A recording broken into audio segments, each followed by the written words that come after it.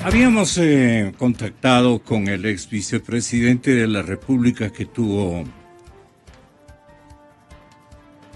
numerosas y consistentes pronunciamientos en las últimas horas respecto de algunos temas, especialmente de la deuda pública, de esta anhelada red del Banco Central, que lo está publicitando personalmente en persona, como dicen en mi tierra, ¿no?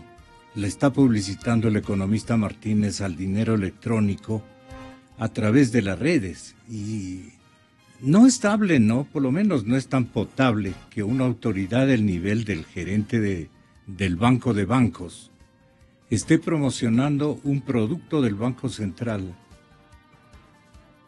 que se llama dinero electrónico.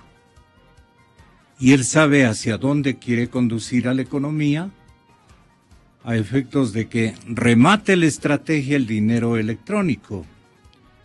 Y todos los analistas y economistas aquí consultados, así como miembros de la empresa privada, tienen el sano y objetivo temor de que lo que buscan es, en última instancia, desaparecer a la divisa como moneda, al dólar, quiero decir, como moneda integrada a nuestra economía.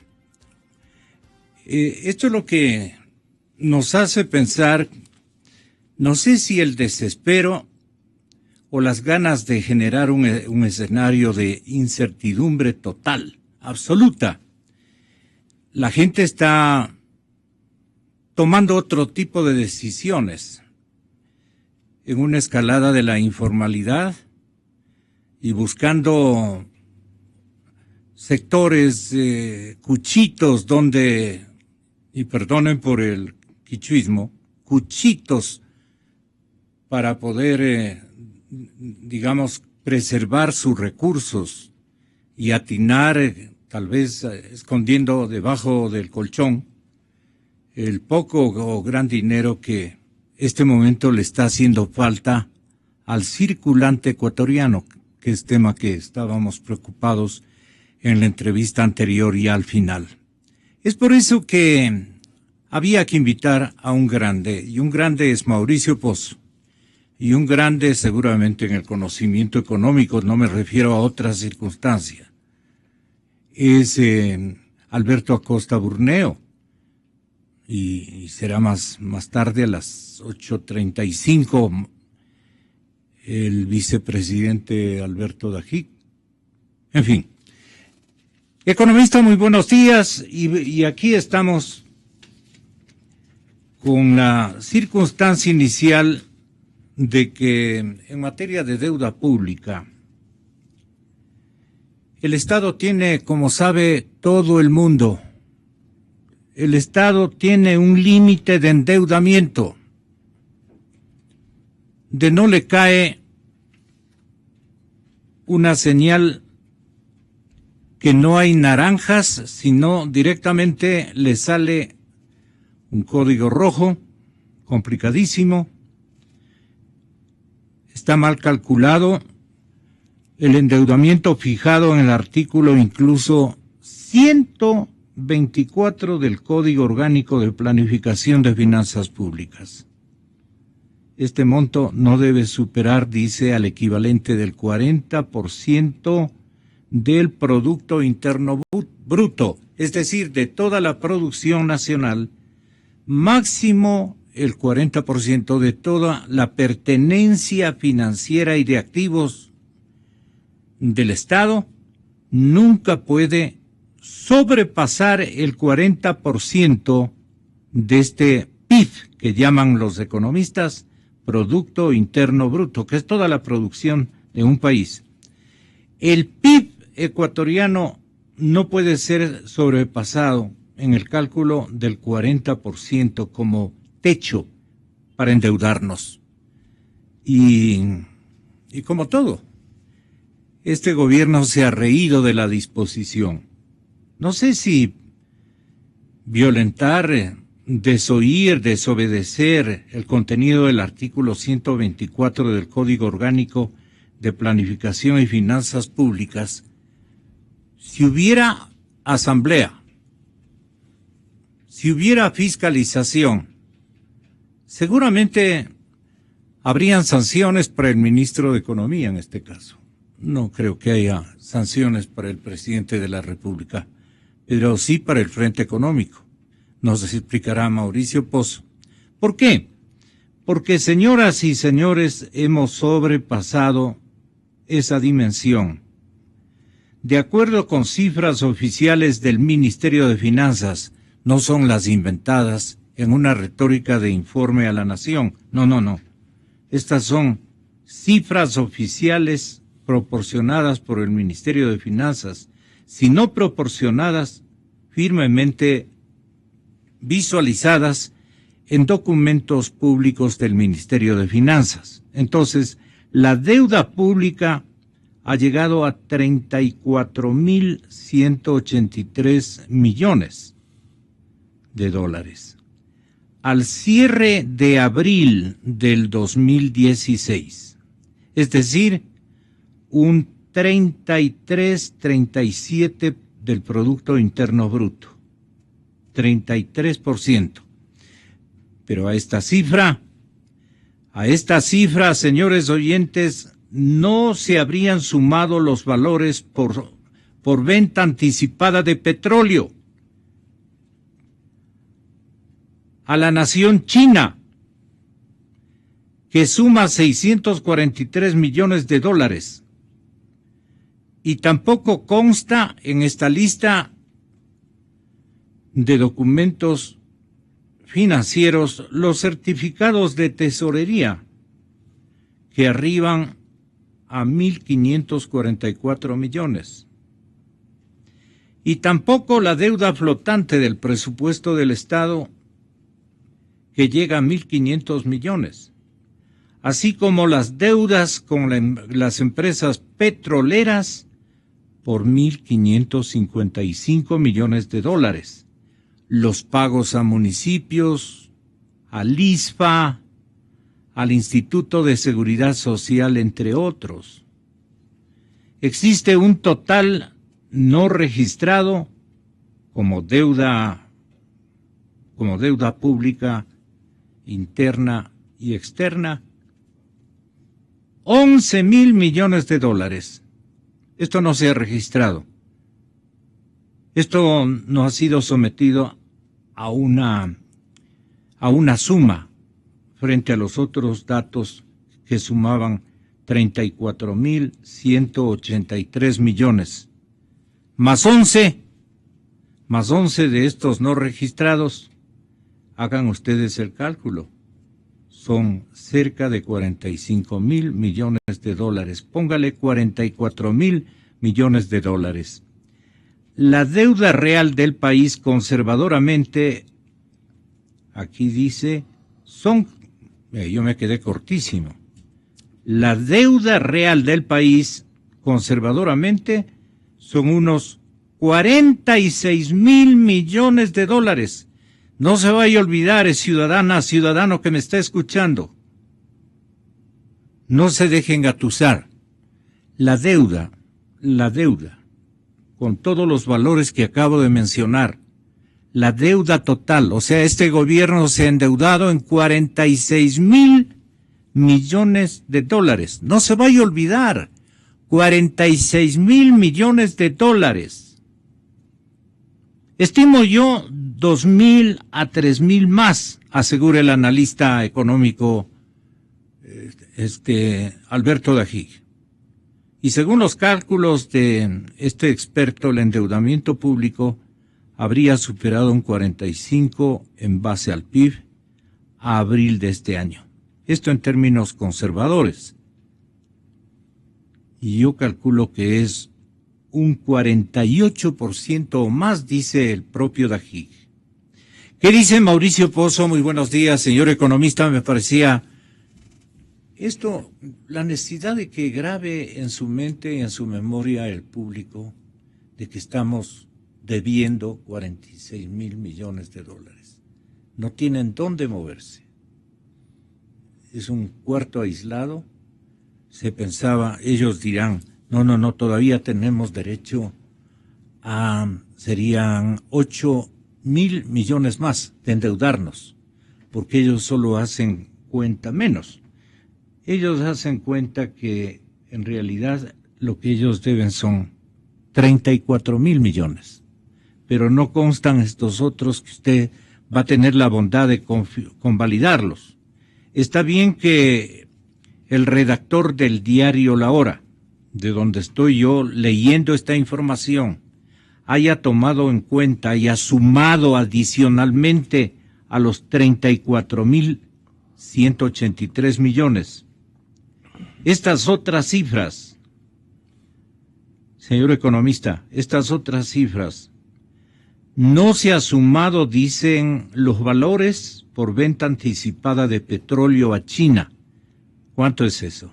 Son 643 millones de dólares. No se han tomado en cuenta los certificados de tesorería. ¿Cuánto es eso? 1.544 millones. La deuda flotante tampoco, la deuda flotante del presupuesto del Estado por 1.500 millones. Esto ojalá nos pueda explicar a qué refiere. Así como las deudas con las empresas petroleras por 1.555 millones de dólares. Los pagos a municipios, al ISPA, al IES, entre otros. Todo esto suma 11.000 millones más los 34.000 millones va directo 46.000 millones de dólares. Eso es lo que se debe, 46.000 millones de dólares. Con una deuda así, ¿qué calificación para inversiones, para nuevos empréstitos, para aplicar a una urgencia económica y salvar la moneda y salvar el formato de la dolarización? Pienso que está en ascuas. No sé qué nos pueda decir el exministro. Bienvenido, muy buenos días. Gracias, Gonzalo, por la invitación. Buenos días. Bueno, creo que hay como mencionar algunos temas sobre esto. En primer lugar, la relación de la deuda que registra el Banco Central como tal, efectivamente es en el porcentaje que usted menciona. Ellos dicen que el endeudamiento público, interno y externo, representa aproximadamente el 34% del PIB. Ellos no reconocen, no registran y no contabilizan otras operaciones de deuda, que aquí lo que varía es el mecanismo por el cual se contrata. Por decirle, hay contratos que tienen que ver con financiamiento en dinero, que se pague en dinero. Hay compromisos del país que tienen que ver, por ejemplo, con la emisión de un documento, llámese un bono, que alguien compra y que también es deuda. Es obligación también del Estado lo que no ha pagado a tiempo, es decir, los atrasos. Es obligación del Estado también cuando pide por anticipado ingresos para ventas futuras de petróleo, ventas anticipadas. Todo esas son deudas, son figuras de endeudamiento. Lo que varía es el vehículo a través del cual usted se endeuda. Por esa razón es que en la práctica y en la realidad el Estado ecuatoriano no debe los 34.000 millones de dólares, sino debe una cifra que probablemente sea inclusive superior a la que está anotada en el periódico. Fíjese, hay obligaciones. Diario La Hora. Hay obligaciones que tiene el Estado con el Banco Central, que también son obligaciones de deuda, en este caso interna, que es aquella que tiene que ver con las, comillas, inversiones que ha hecho el Banco Central con plata de las reservas, comprando papel público, comprando bonos de Estado. Esas obligaciones también es parte del endeudamiento interno. Entonces, esto configura que... Perdona, y el 124 del Orgánico de Planificación y Finanzas Públicas también toma en cuenta estos papeles internos. A ver, en el artículo no se dice qué tipo de vehículo de deuda es el que tiene que considerarse. Claro, lo que dice es que la deuda pública no puede pasar del 40%, claro, pero no dice quite esto y ponga esto otro. Entonces ahí se aprovecharon. Pues. Claro, entonces ¿cuál es el tema de esto, Gonzalo? Que en primer lugar lo que el país debe no es la cifra mencionada por las autoridades ni por el Banco Central, sino es una cifra que probablemente esté cercana a los 48,000, ya cerca de los 50,000 millones, porque encima hay que sumarle la cifra que le acabo de mencionar, que es aquellas obligaciones que debe el Banco Central, el Estado, perdón, al Banco Central, a raíz de que tomaron plata en las reservas y compraron bonos de Estado, ya, que es ese traspaso de liquidez de las reservas al Estado y que hemos explicado varias veces. Es como que a aquí. usted le comprara yo letras de cambio. Claro, el Estado emite un papel llamado un bono, y el que compre papeles del Banco Central. Claro. ¿Y con qué plata compra el Banco Central el papel? Con la plata de las reservas. ¿Y de quién es la plata de las reservas? De todos los depositantes, claro, que tienen la plata. ¿Y quiénes son? Los bancos. ¿Con qué plata tienen los bancos plata ahí? Con la plata de los depositantes, porque tienen las cuentas de encaje bancario en el Banco Central. Y entre otras figuras. Entonces, efectivamente, hay esa explicación para decir que es correcto señalar que el país debe más de lo que dicen las autoridades, debe una cifra cercana a los 50,000 millones. Con otro agravante adicional, de lo que no se dicen y todavía no anuncian es cuánto es el valor del PIB en dólares. Lo que pasa, Gonzalo, es que cuando usted tiene contracción económica, el país se hace más chico. Por poner de alguna manera, si usted tiene una empresa y vende menos, esa empresa se achica, se hace más reducida en tamaño. Cuando un país produce menos porque está en contracción económica, en recesión, el país también se hace más chico, en cuyo caso el PIB en dólares, corrientes que se llama, también es menor. Entonces, ¿qué pasa si la deuda sube y el PIB se hace más chico? La relación se incrementa. Por lo tanto, la relación de la deuda PIB, a mi criterio, ya superó hace largo tiempo el límite legal del 40%. Primer tema que quiero mencionar. Ya lo superó, así que es correcto lo que se menciona ahí.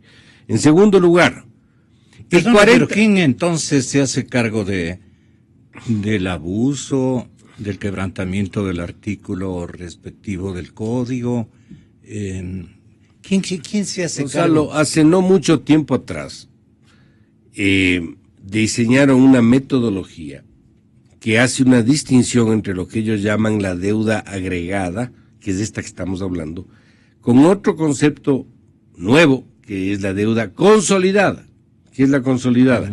Es aquella que solamente tiene que ver con la deuda del sector público con externos, es decir, netea la deuda entre entidades públicas. Por decirle, no considera la deuda del Estado con el Seguro Social, bajo el argumento de que el Seguro Social es de una institución pública, a pesar de que maneja fondos que no son públicos, es de una institución pública, y cuando usted no considera eso, solo por ese lado, ya libera unos 10, 11 mil millones de dólares. Entonces, para efectos del 40%, pueden mañana, esto ya es un tema de los abogados, decir que el concepto de deuda que rige para el 40% es el de la deuda consolidada y no el de la deuda agregada. Si es así, liberarían más de 10 mil millones de dólares para nuevo endeudamiento. Entonces, eso primer comentario, segundo comentario. Tercer comentario, el 40%, asumamos que es el 40% de lo que tenemos, que ya estamos en el límite y asumamos. Yeah. Estamos diciendo que no es así, pero asumamos. Ese porcentaje no es tan alto en términos internacionales, Gonzalo. Usted ve otros países que tienen el 70, el 80, el 100, más del 100, etc. No es tan alto. Obviamente hay unos que tienen menos, el 20, el 18, el 15. El problema no es ese, el problema es que ese porcentaje se duplica en 6 años. ¿Y por qué?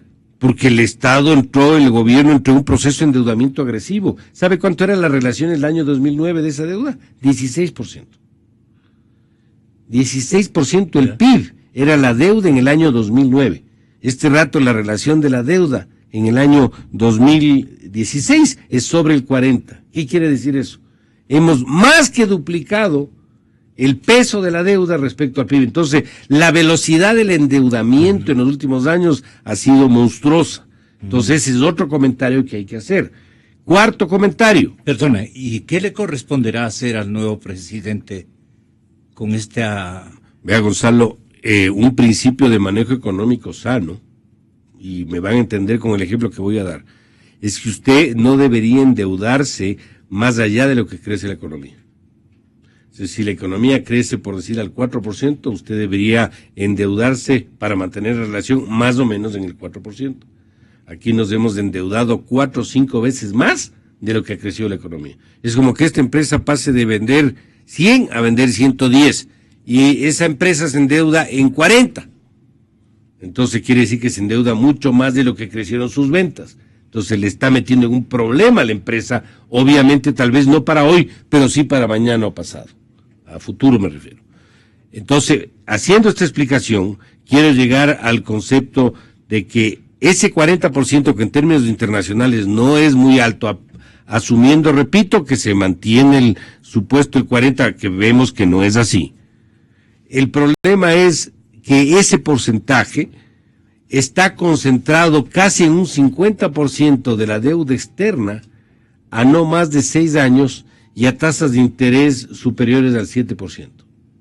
Repito, más del 50% de la deuda externa ecuatoriana está contratada a un plazo de no más allá de 6 años y a tasas de interés superiores al 7%.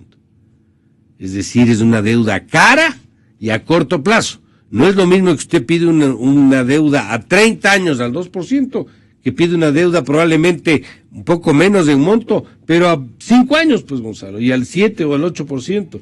Y aparte de las garantías, los colaterales y todo lo que sabemos, al menos con la deuda con la China. Entonces tenemos varios conceptos que hay que explicar, o que hemos explicado. Uno, el endeudamiento ha crecido a tasas aceleradas. 2, el límite del 40% que estaba en la ley ya se ha superado. 3, la concentración de la deuda en plazo es en corto plazo y a tasas de interés excesivamente elevadas. Y esto se explica también en el presupuesto del Estado. Es por eso es que el déficit fiscal no es del 5 o del 6% del PIB, sino de más del 10%, porque en el déficit fiscal tampoco consideran lo que les deben atrasado a los municipios, lo que deben atrasado a los contratistas del Estado, lo que tenían que pagar a la empresa occidental. Nada de eso estaba como registrado como deuda. Si usted le mete el hueco fiscal, obviamente es más grande. Entonces, aquí hay una subestimación de la deuda pública y del déficit fiscal también. Entonces, tenemos dos Con problemas. ese parámetro deficitario, ¿qué consecuencias en la lectura internacional van a tener cualquier propuesta crediticia de parte del Estado ecuatoriano en el exterior? No sé si... Sí le entiendo la pregunta. El Ecuador tiene que, en un gobierno futuro, próximo, tiene como probablemente una gran responsabilidad el replantearle el esquema de la deuda. Va a tener que sentarse nuevamente con los acreedores a replantear, refinanciar, reestructurar esa deuda, porque tal como está contratada se va a volver, y es más, ya está impagable. Ese no sería un vacío constitucional, y me perdona, porque esto le quiero preguntar al ex vicepresidente Alberto Dají, que está en la línea telefónica. Ya. ¿Por qué esta circunstancia no fue normada en la Carta Política o en algún código como el que dice el límite que hay que calcular del endeudamiento público interno y externo, aunque no dice interno y externo, sino deuda pública en términos generales? Pero Mauricio Pozo señala que no están tomados en cuenta otros rubros muy significativos. Alude, por ejemplo, 11,000 millones de dólares, 11,000 millones de dólares adicionales a los 34,183 millones de dólares que destaca el cierre de abril del 2016, es decir, un 37% del Producto Interno Bruto. Pero esta cifra no se habrían sumado los valores por venta anticipada de petróleo a China, no se ha aumentado o se ha tomado en cuenta certificados de tesorería por 1.544 millones, lo anterior, lo de los anticipos, 643 millones, así como las deudas con las empresas petroleras por 1.555 millones de dólares.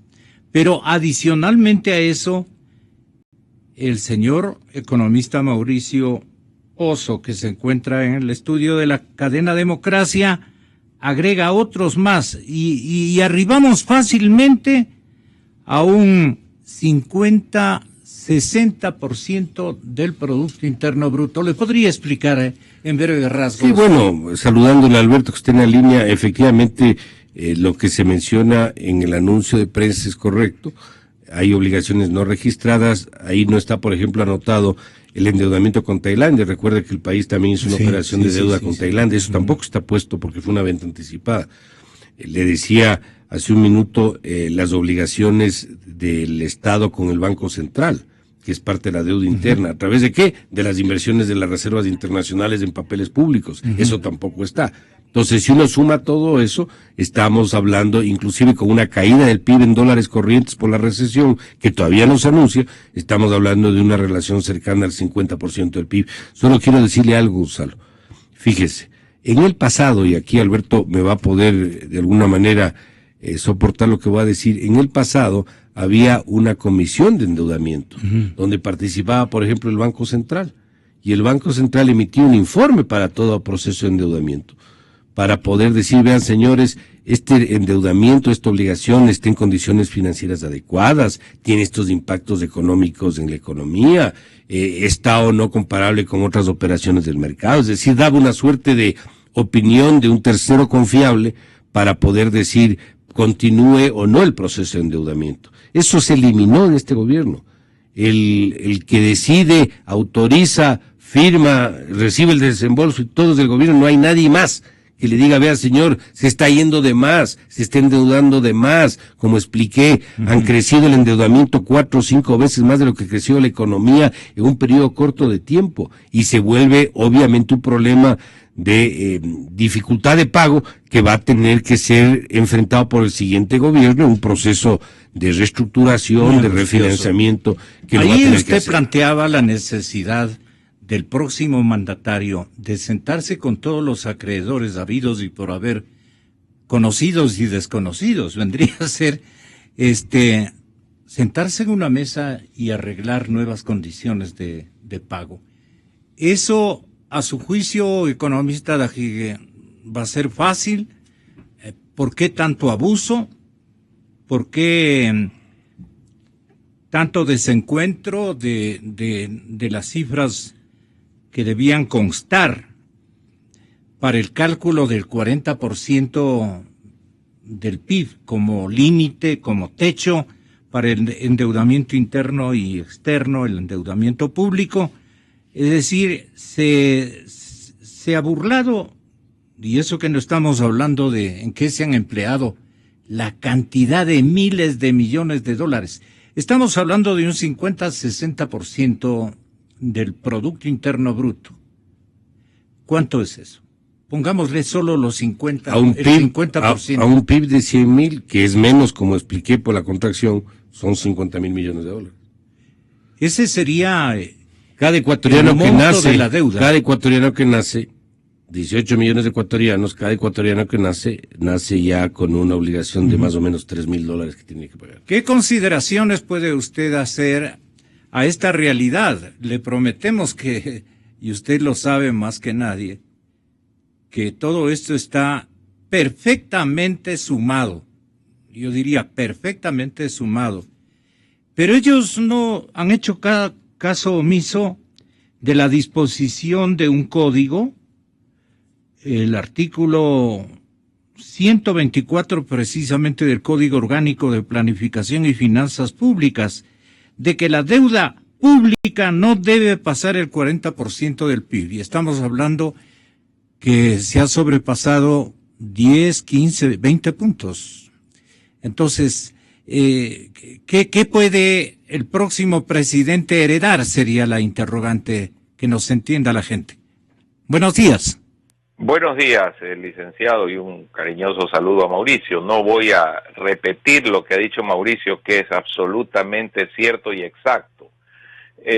Voy a decir lo que acabo de proponer en otra radio, en Radio Sonorama, aquí a través de este tan popular canal de Radio Democracia. Urge, es imprescindible que la sociedad civil, que los ecuatorianos presionemos, exijamos la transparencia de las cifras. No es posible toda la serie de dudas que existen. Hay mucha deuda no registrada. ¿Qué sucede en el Ecuador? Hay un límite constitucional, 40% del PIB. Como claramente las obligaciones, la deuda son mayores, el gobierno redefine los conceptos de deuda. Algo así, y lo he expresado en otras ocasiones, como si el día de mañana se descubre que el 80% de la población del Ecuador tiene glucosa de 140. Bueno, es una población diabética. Entonces se pasa una norma, una regulación, una ley que dice que en el Ecuador la diabetes es a partir de 150 de glucosa y desaparece automáticamente la diabetes. Bueno, los certificados de tesorería, los bonos que se le han colocado al Banco Central para llevarse la reserva monetaria y muchas otras cosas no figuran en la deuda, y efectivamente nos estamos aproximando a un 50% del Producto Interno Bruto, violando una disposición constitucional que además no es un código financiero. ¿Verdad? Entonces, creo que la Constitución llama a un 40% de deuda, si mal no recuerdo. También hay una fijación, dice Mauricio, de la Constitución. Usted está acertado, bien. Sí, entonces tenemos ahí un problema que debe ser resuelto. Y efectivamente, a quien no deberíamos decir el próximo gobierno, es que ya hay que actuar. No podemos permitir que esta situación continúe. Si esto continúa, el descalabro económico del Ecuador será cada vez más difícil de resolver. Es obligación del actual régimen cambiar el rumbo. No podemos llegar a Venezuela porque vamos en ese camino. Es decir, no podemos esperar un año para que se pueda cambiar el rumbo del país. Se tiene que hacer ya, porque no puede la economía ecuatoriana tolerar el 5 o 6% de decrecimiento del PIB que va a haber este año, y que el próximo año, si no se toman acciones, ya vuelva a ser lo mismo. ¿En un año usted cree que podríamos asemejarnos a la situación venezolana? Yo le digo, ¿por qué usted creería que no? El discurso es el mismo, la ideología es la misma, la metodología es la misma. Entonces, ¿por qué no? Mire cómo está Brasil. Pero Maduro no es economista. Bueno, pero no importa que sea o no sea economista, porque las políticas son las mismas. Gran expansión del gasto público, echarle la culpa y enfrentar al sector empresarial, tratar de decir que la solución es quitarle a los ricos al estilo Robin Hood. Es decir, eso no importa el título, lo que importa, hay una frase muy sabia que dice, por sus obras los conoceréis. Y ahora, las obras están ahí. ¿Quién pone el pecho este momento no para defender lo realizado por esta administración, sino lo mal realizado por esta administración? Allí está el problema. ¿Qué se puede hacer? ¿Cómo se le puede hacer reencontrar con la responsabilidad al señor presidente de la República? Bueno, esa es la labor de los medios, de quienes hacemos opinión, de la academia, de la sociedad civil, de los gremios. Claro, todos, pero ¿qué se puede hacer? Suponiendo que todos estos organismos se unan. Por ejemplo, la propia Constitución contempla la resistencia civil. Yo he llamado ayer en la Universidad Espíritu Santo a una resistencia civil al dinero electrónico dentro del marco de la Constitución, porque el dinero electrónico está siendo patrocinado por un banco central que, como dijo Mauricio, ha sido sacado de la película y solamente utilizado para sacarle la plata a la sociedad. Es un banco central que recibió liquidez de los depositantes y la hizo desaparecer. Ayer, por ejemplo, perdone usted, ayer el señor gerente del Banco Central en persona. Comenzó a suscribir en las redes un tuit de promoción, varios tuits de promoción.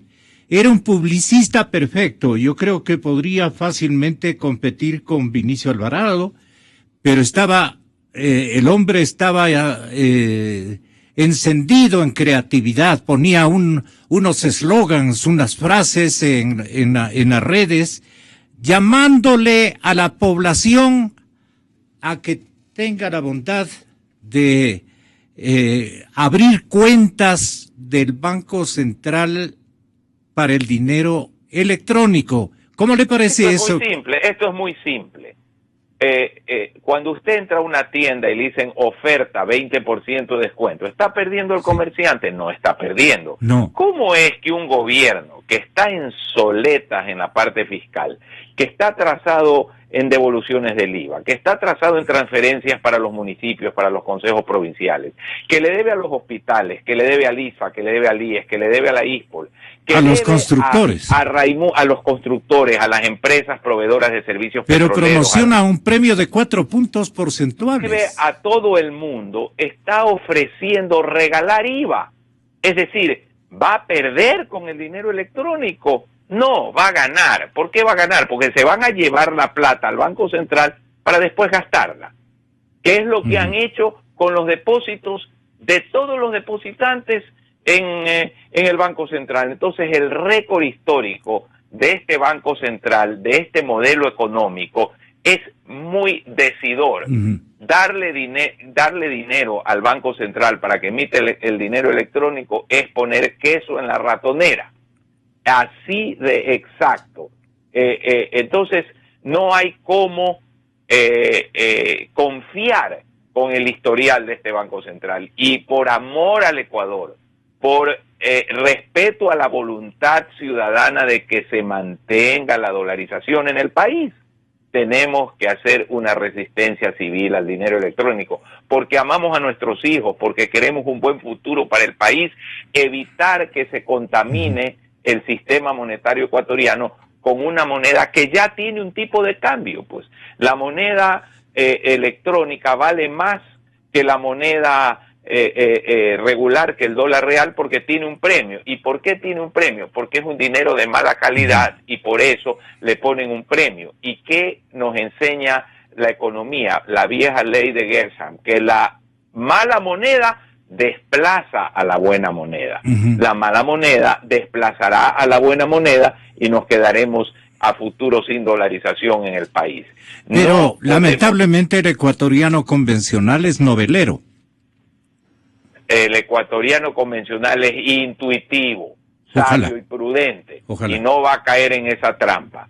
Y hay que llamar al ecuatoriano a decirle no se deje engañar, porque el récord de este Banco Central es que le depositan la plata y la plata se esfuma y termina, en vez de tener billetes y tener oro y tener bonos del Tesoro americano, termina con bonos del Estado ecuatoriano, con pagarés de la Corporación Financiera o del Banco del Pacífico. Es decir, con papeles del Estado que no sirven para respaldar los depósitos en cash y en efectivo que dejan los depositantes. La otra tendencia también del señor presidente es la que ya nos ha anunciado abiertamente, las 2 leyes de herencias y plusvalía.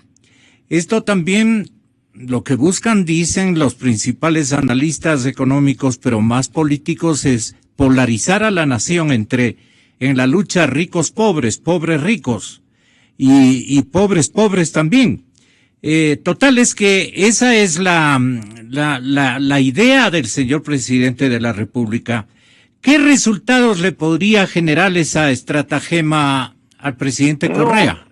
No es una idea de él, es un modelo internacional, es el mismo discurso de Venezuela, es el mismo discurso que tenía la señora Kirchner, es el mismo discurso que tenía la señora Rousseff, es un modelo que lleva al caos, al enfrentamiento, al agobio de la producción, al desánimo del sector empresarial y a generar un estado de cosas de conflicto con Fuerzas Armadas, conflictos. No es una idea que se le haya ocurrido al gobierno del Ecuador. No, es una idea impuesta por una cosa que se llama el Foro de Sao Paulo y que adoptó el nombre de Socialismo Siglo XXI, sí, que se ha encargado de devastar la economía de todos estos países. Nos mantenemos, señor Dajic, tenga la bondad de un minutito. Perdone, exministro Pozo.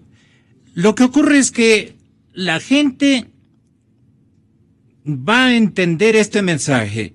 No vote por la derecha. La derecha nuevamente trata de tomarse el gobierno.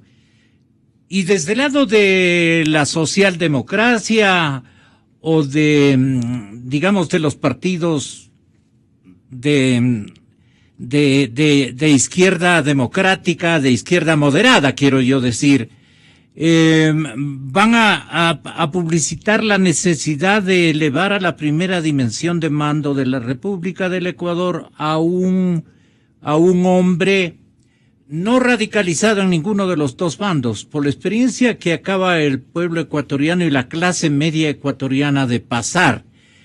Van a despreciar esa polarización entre izquierda y derecha, que parece ser la intencionalidad igualmente estratégica del presidente del grupo gobernante, porque es un grupo. Y ya lo vimos en el salón máximo del Parlamento, es un club de adiestrados y fogosos aplaudidores, ¿no es cierto?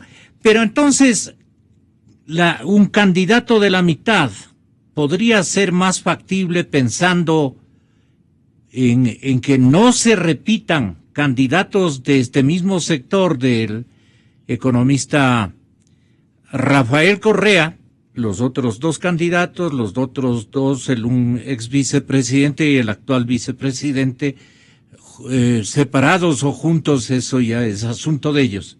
Pero, hablando de política un poco los economistas, ¿qué convendría a los dos, les pregunto, comenzando por usted, Mauricio, ¿qué convendría al Ecuador? ¿Uno de la mitad? ¿O nada tiene que ver la ideología para que la ciudadanía vaya directo al producto que reconozca, digamos, y que le arme una fiscalización bien puesta al gobierno que seguramente se despedirá en cuestión de 12 meses? Gonzalo, yo creo que el Ecuador debemos dejar de lado esto de ponerle tanto color a las cosas y decir la derecha a la izquierda. Yo creo que el país demanda un gobierno que le dé beneficios reales a la población, un gobierno que primero maneje bien la economía. Con seriedad. Con responsabilidad. No solo pensando en el hoy, sino pensando en lo que puede generar hacia mañana, hacia el futuro. Tiene que pensar en un gobierno que una a los ecuatorianos y que no desuna a los ecuatorianos, que no ilustre o gobierne a través de bandos, que esa no es una forma eficiente de un estadista de administrar a la República. Un gobierno que respete los principios democráticos y de libertad que debe reinar en una economía. Un gobierno que le inserta al Ecuador en el mundo y que le respeten al Ecuador en el mundo por lo que hace, no por lo que dice necesariamente. Un gobierno donde el rol del sector privado sea un rol activo, promotor de desarrollo, de crecimiento, y que el Estado cumpla su rol, pero dentro de los límites donde tiene que supervisar, tiene que poner las normas, las políticas, pero no ser actor, no ser juez y parte de la actividad económica en general. Eso es lo que debemos pensar, y ese tiene que ser la decisión que deberá elegir el ecuatoriano el día de mañana. Ahora, si el ecuatoriano quiere seguir en un ambiente desordenado, por ejemplo, la economía, donde el empleo se pierde, donde la dolarización se pone en peligro, donde nos aislamos del mundo, donde las opciones de progreso son cada vez menores, donde lamentablemente cada vez estamos más confrontados internamente, obviamente tendrá que elegir por esa vía, pero yo pensaría que la gran mayoría está cansado de eso. Creo que está cansado de la prepotencia, de la agresividad, del trato poco amigable y respetuoso que tiene que tener un gobierno con todos, con los aliados y con los opositores. Y sobre esa base tendrá que elegir. Y ojalá la sensatez, la madurez y la responsabilidad también en el voto recaiga sobre todos y podamos tener un siguiente gobierno que sea de beneficio para todos.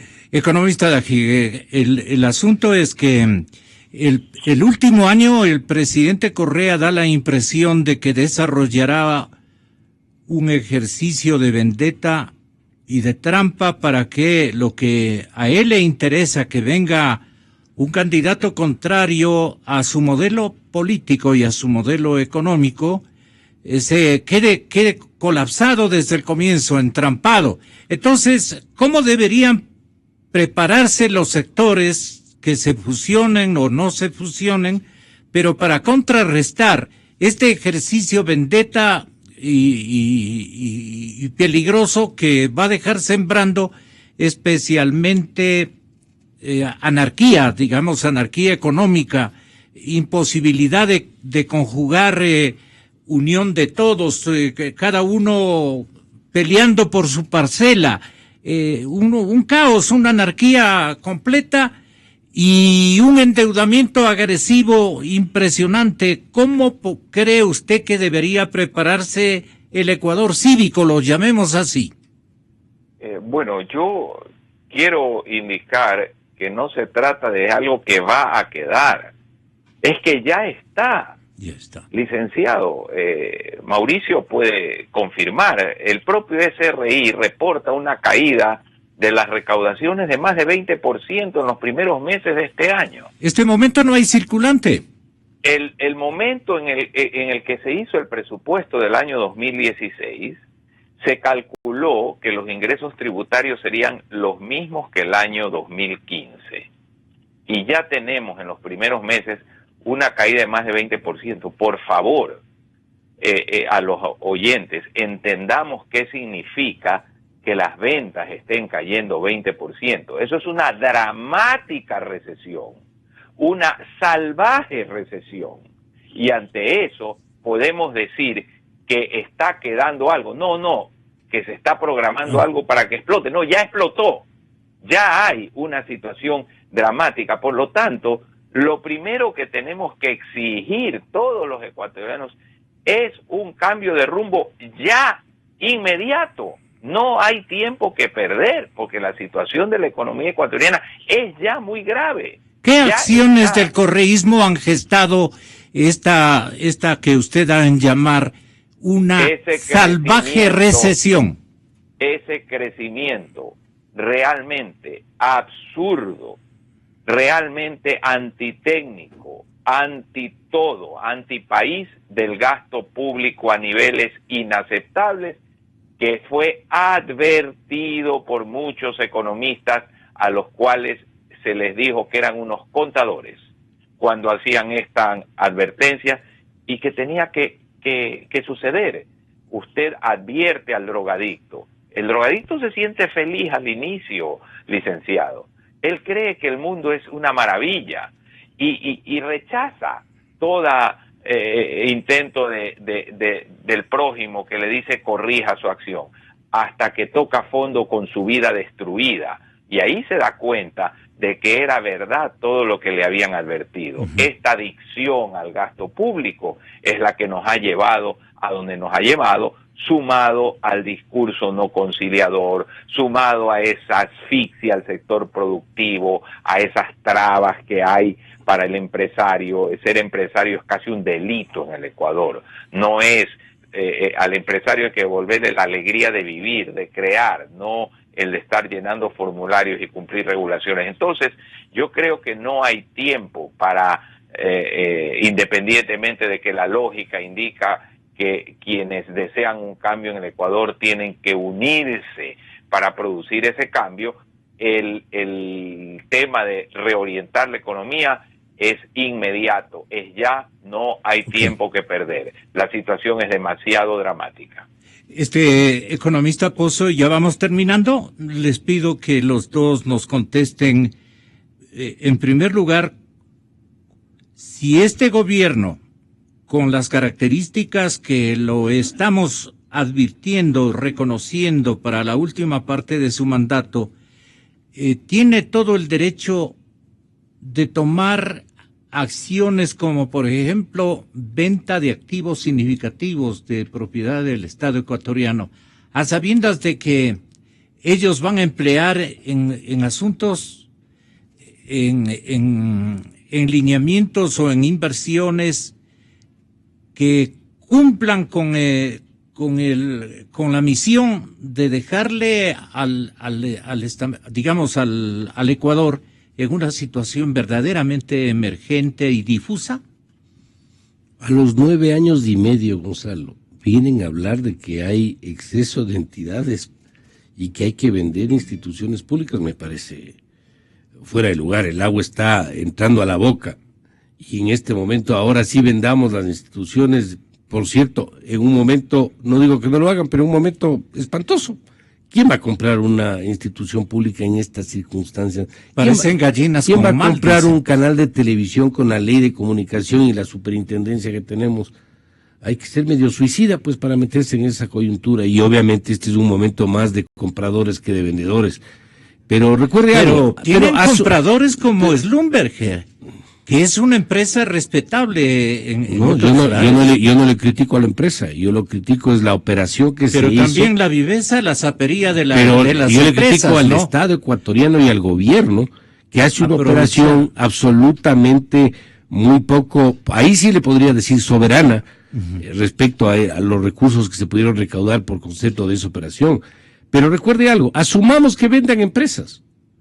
Si no cambian el tamaño del gasto de operación del Estado, el gasto corriente del Estado, lo único que habremos hecho es ganar tiempo. Es como aquel ciudadano hacendado que hereda la hacienda, pero no tiene trabajo. Como no tiene trabajo, empieza a vender pedazos de la hacienda para poder seguir viviendo. El señor tiene que buscar trabajo, pues, para poder dejar la hacienda como heredó, o al menos hacerle producir más. En este caso, estas son medidas obviamente desesperadas que demuestran que sí ha habido excesos, delicadas, ¿no? Sí ha habido excesos, sí ha habido sobredimensión y que ahora a los 9 años y medio dicen ahora sí, que capaz si hay ministerios en exceso, capaz si hay instituciones que están de más. O sea, me parece que o estos activos no valieron los 9 años de mi gobierno. A este rato no sirven para nada. Además, aquí, como le dije hace un momento, está absolutamente con una suerte de traslape el sector privado y público. El sector público no está para tener una farmacéutica, o el Estado no está para tener una compañía de importaciones. El Estado está metido hasta en la sopa. Y eso obviamente hace que el gasto para poder mantener ese monstruo haya llegado a los porcentajes que ha llegado. ¿Y usted qué llama manejo económico perfecto? Que es una crónica que está ahora en el diario El Comercio. Bueno, yo le puse entre comillas por lo que escuché del discurso del presidente, sí, donde no le oí decir que hay recesión económica, que hay crisis. No le oí decir que hay un problema de liquidez. No le oí decir que han duplicado el endeudamiento en los últimos 6 años en el Ecuador respecto al PIB. La deuda. No le oí decir que el Ecuador es el único país de la costa del Pacífico que no tiene un acuerdo comercial con Estados Unidos. Eso no le oí decir. Yo lo que le oí decir es que han gastado miles de millones en carreteras y que la mejor forma de ahorrar, de invertir es ahorrar. Y ahora vemos que el concepto de ahorro que han utilizado es tan equivocado que ahora se ven obligados a empezar a vender los muebles para poder tratar de salir de la situación en que están. Lo de las herencias, finalmente, señor economista Dajig, hoy hace crónica editorial institucional el diario El Comercio. Otra vez las herencias, dice. ¿Cómo pensará la gente este tema?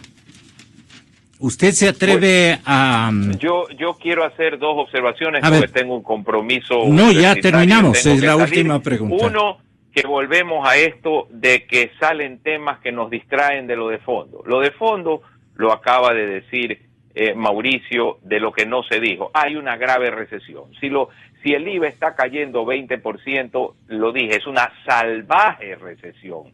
Y ante eso no se está enfocando en las soluciones a esa recesión, sino que se lanza otra cosa para que se discuta y capte la atención y nos desviemos de exigir el cambio de rumbo. ¿Quién está guardando el dinero que no hay circulante? Perdone por esta pregunta en paréntesis.